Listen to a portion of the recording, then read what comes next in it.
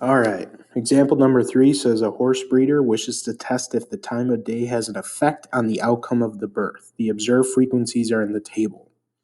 And it says carry out an appropriate test at the 5% significance level to decide whether there's an association between time and outcome.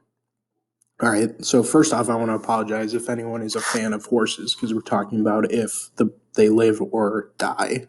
But I'd like to point out that IB made this question, not Mr. Flint and I. All right. So the first thing, if we want to carry out a chi-squared test, is we need to write a null hypothesis. So the null hypothesis states that the two variables are independent. So we know that our variables are time of day and the outcome of the birth. Okay, so we would say time of day and outcome of birth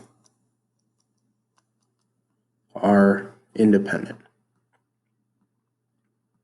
Always, always, always, the two variables are independent for the null hypothesis. Okay, now we actually need to do the chi-squared test. Okay, so this is our long process on our calculator. Again, the first step I already did for you. I wrote the totals for each row and each column. So I would write those out now because we're going to need those when we use our calculator. All right, so on our calculators, the first thing we need to do is go to matrix A. So I'm going to do second matrix, go over to edit, hit enter, change the rows and columns. This time there are 4 rows and 2 columns. And I'm going to write in the numbers exactly how they are in the given table.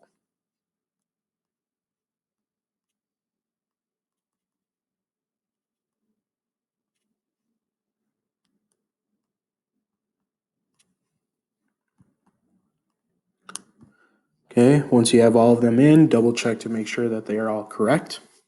Then we need to go to matrix B by hitting second matrix again, going over to edit, going down to matrix B and hitting enter, changing that to a 4x2 table.